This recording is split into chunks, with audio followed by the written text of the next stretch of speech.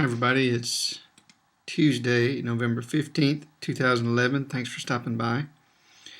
I want to talk to you a little bit today about Occupy Wall Street and how it's being maligned and lied about in the media.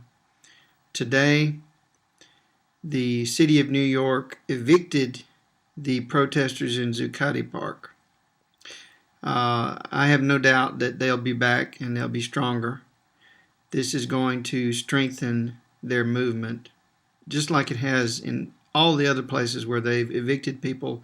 The people have come right back, or they've gone to other places, and every time they have evicted people from public spaces for exercising their right to assemble and demand a redress of grievances, every time more people have shown up and the movement has grown. So to me, the fact that they're really trying and pulling out all the stops to crack down on this movement and to end it by force means that they're really, they've gotten to the fighting stage now.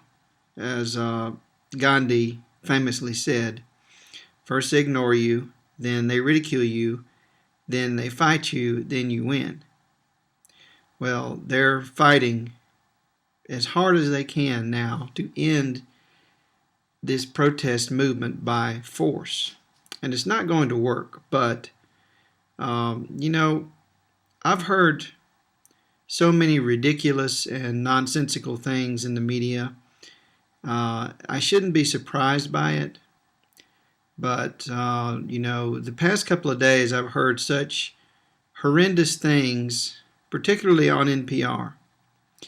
Now, everybody thinks that NPR is a so-called liberal station, whatever that means. In reality, all it means is that they're snobs and elitists. They pretend to be so much more intellectual than all the other stations. That's all it means, okay? They're basically funded by major corporations, and they do the bidding of major corporations. And whatever the corporations want them to say, that's what they say. They are a propaganda outfit, NPR. And what's so insidious about NPR is that you don't believe me right now when I say that. There's no way you would believe me when I tell you that NPR is an extreme fascist and racist station.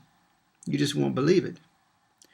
Even when you hear them saying those things, you won't believe that, that it's fascism and racism when it comes from their liberal mouths.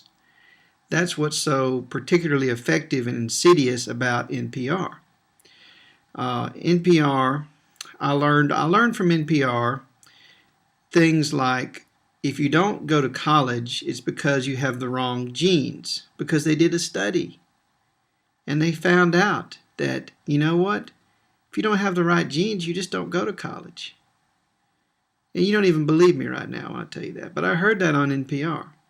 Okay. I also heard, I learned on NPR that the Palestinian-Israeli conflict is Israelis saving Palestinians and Palestinians murdering Israeli children. That's what it is. Israelis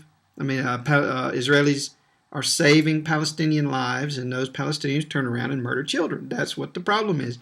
I learned that on NPR. And you don't believe me when I tell you that. I know. But, seriously, that's what they said.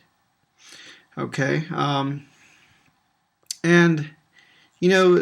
lot of times these things are said by guests that they have on the show, so they don't have to claim responsibility for it. But if they didn't want that stuff said, they wouldn't be inviting these people on their programs, okay? And some of these things I heard from presenters, people who were hosting shows. Another thing I heard on NPR, you might know of Howard Zinn. Howard Zinn was a very famous historian who wrote The People's History of the United States.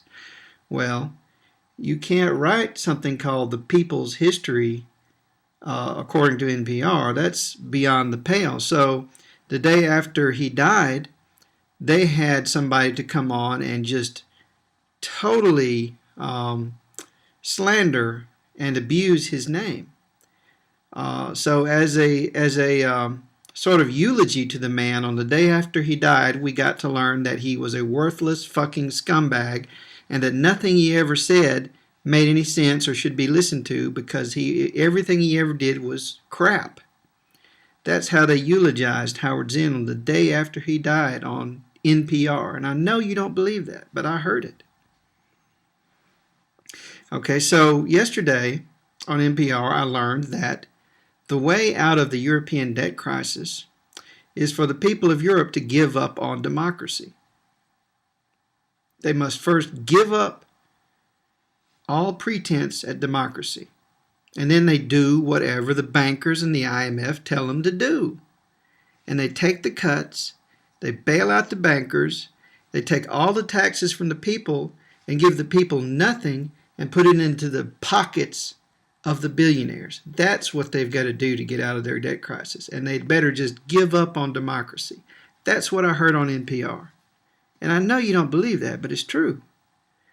And maybe you heard it too, and you didn't believe you heard it. Because NPR is a liberal station. They're commies, right?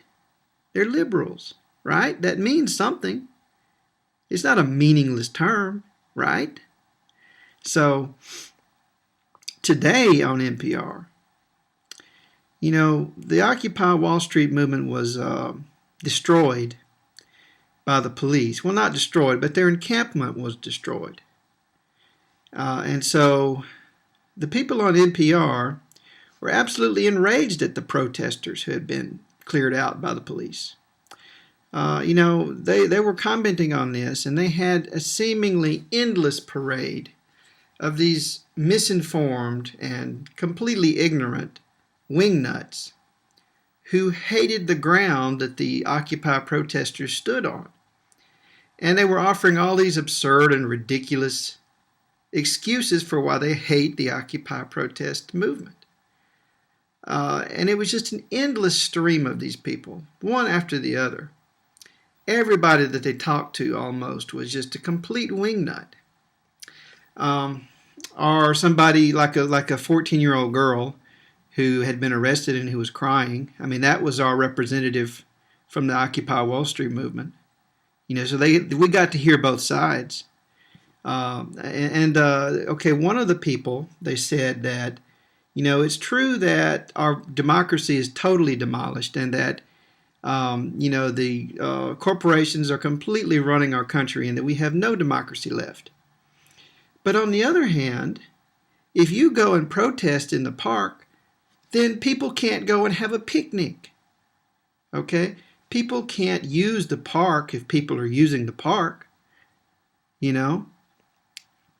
mean, maybe you'd like to have democracy. Maybe you'd like to have a decent standard of living for your children. But I want to have a picnic.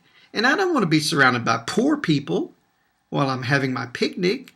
You've got to clear out the park so I can go have a sandwich. Right? Because there's no other way for me to have a sandwich. You can go have your protest anywhere as long as you don't have it anywhere. As long as it's not a public place. Go protest in your house. And then if I don't need to go eat in your house, it's okay. That was her attitude. Okay, so there was another guy. There was another woman, I should say, who, she intimated that everyone at the protest was just a homeless hippie and a communist, and they were all just handing out communist propaganda.